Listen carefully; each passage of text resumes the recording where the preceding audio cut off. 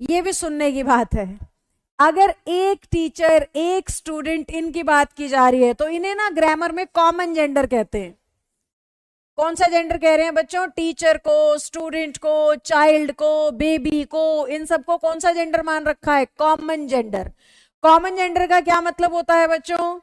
Common gender यानी ऐसे नाम जिन्हें देखकर जेंडर का पता ना चले कि बात मेल की हो रही है या फीमेल की।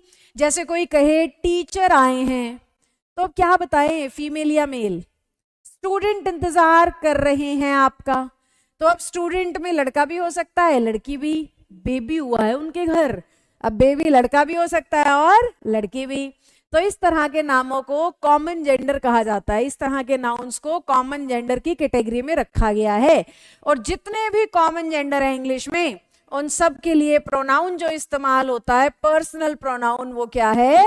इट है। सिंगुलर के केस में देखो, प्लूरल में तो सारे ही दे होते हैं। अगर सिंगुलर कॉमन जेंडर दिखाना है, एक टीचर की बात कर रहे हो, तो इट को ग्रामेटिकली इस्तेमाल किया जाता है।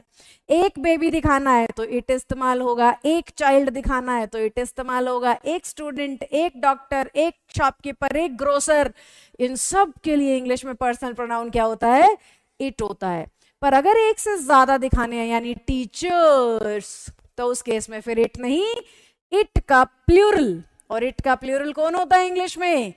दे लगाना होता है। तो अगर टीचर के लिए पर्सनल प्रोनाउन लगा रहे हो तो इट, टीचर्स के लिए लगा रहे हो तो दे, बेबी को कहना है तो इट, बेबीज कहना है तो दे, चाइल्ड कह रहे हो तो इट, और चिल्ड्रन कहना है तो दे।